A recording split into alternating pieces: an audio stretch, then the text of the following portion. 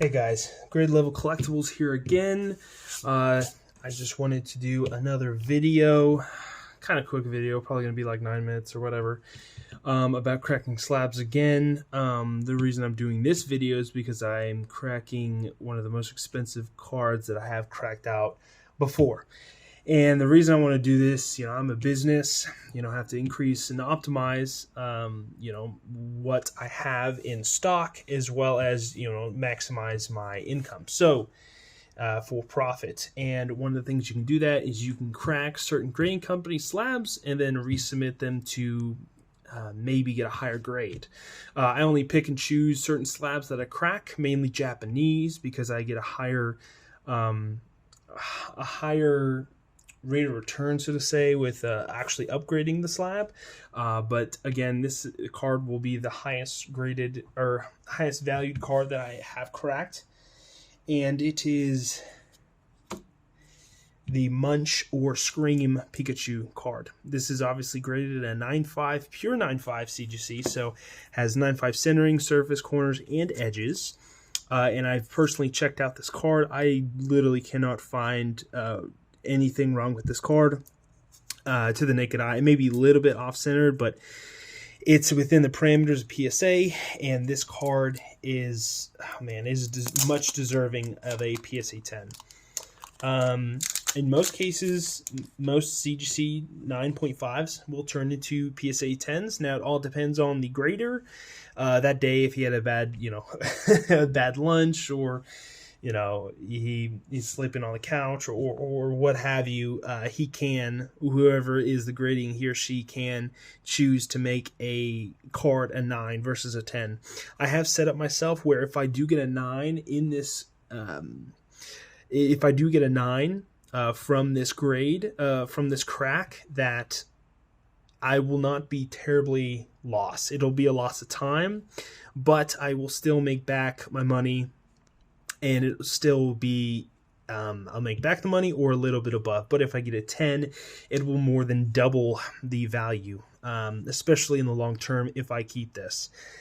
And so just wanted to record the cracking process for those who are interested about cracking slabs, and any pointers. So today I'll be utilizing, obviously, a sleeve, and I will be utilizing a,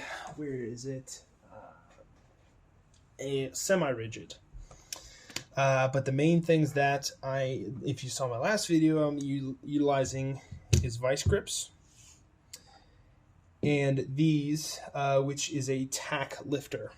So I like to utilize this because it rides the edges really, really easily, and I find more success in cracking slabs utilizing this method than just a normal screwdriver, because you can puncture into the actual card. So today, what you first want to do, grab your vice grips. You want to make sure that it is screwed in enough, close enough, so it actually has a good grip on the card.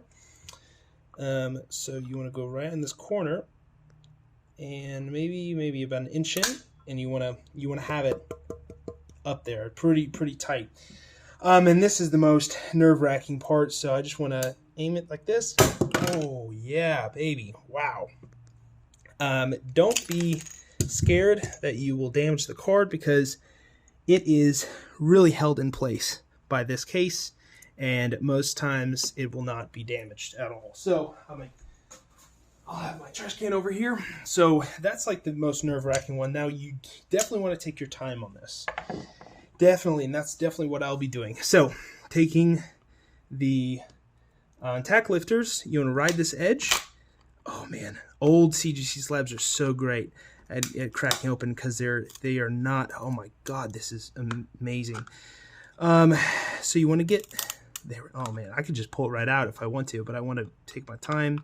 So with you guys, okay, so first I want to get this label out of the way. Actually, I don't even think I need to. So when you work over here, so first you want to get maybe up to here is cracked, and then you want to put your finger right here so that it is pinching, but it'll keep it open. That's guaranteeing that the Man, I don't want to go too fast. This is really simple, but I want to guarantee that the edges right here won't come down and crimp or put pressure on the card, because then it will cause damage, and you don't want that. That'll be a 6. So you want to ride. This is one of the easiest ones to get pre white/blue label. So you just want to. Oh man, this is butter smooth. So I don't even need these anymore. What I can literally do is put pressure down, and I can just. Boom. Look at that. Butter. Oh my gosh. Wow. That is phenomenal. Then you have the card. I mean, didn't move whatsoever. You want to put pressure here, lift up this. You don't want this harming anything. And the other nerve-wracking part is now you have the card in its bare element, and you want to make sure that transporting it from the bare element to the sleeve is ideal as possible. So I like to put down something I like. What I like to do is a crack and flip. And so what this is a little dirty towel. So again, you just want to take your time on this, because this is a process that you do not want to screw up, because obviously a lot of people know that PSA 9 to a 10, very, very minute. So a crack and flip. So you take it right here and you just, oh my gosh. Okay, so it is stuck with a little bit of electricity. So what you want to do is see if it's lifted right here. It's just being held on. You want to take another piece of paper. So I'm shaking, and you want to just barely touch it. Oh, there we go. Beautiful. Now it's literally out of the case. Did not get damaged whatsoever. Have your sleeve ready. What I like to do, make sure you. Actually, I'm gonna go wash my hands real quick. Hold on. I'm gonna move this over so if the camera falls, it does not harm the card. I'll be right back.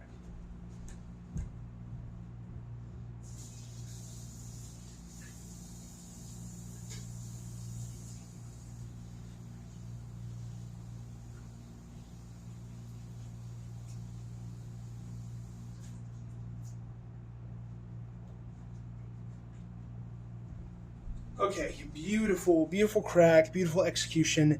You want to make sure your hands are clean, and actually, I'm going to dry them, obviously. They are dry, but just want to make sure nothing gets on that card, because that card is potentially lots of money. So you want to grab yourself up, just barely hang on to it. Holy cow, I've never actually held onto a screen Pikachu before. You can look at the card, but what you want to do, I like to first, if there's any remnants of the plastic case because of the cracking process, gosh, look at this card. Just no obviously creases, but no whitening, nothing. How is this? I mean, it's a gem mint card. So what you want to do is you want to blow on it a little bit.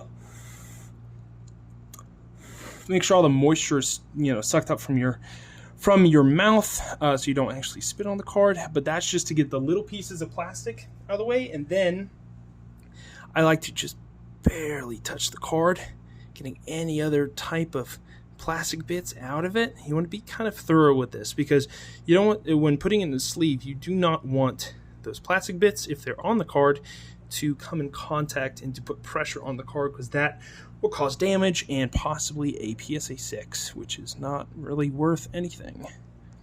It's a damaged card. And there we go. Man, I can show it to you guys. Oh my gosh, this card is beautiful.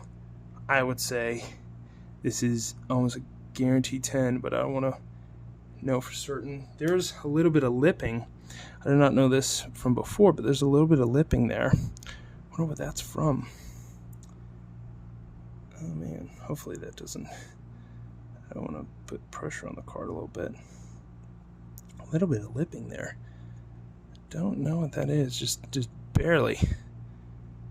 Oh, hopefully that doesn't harm the grade at all. But then there is a little dot right there on the surface.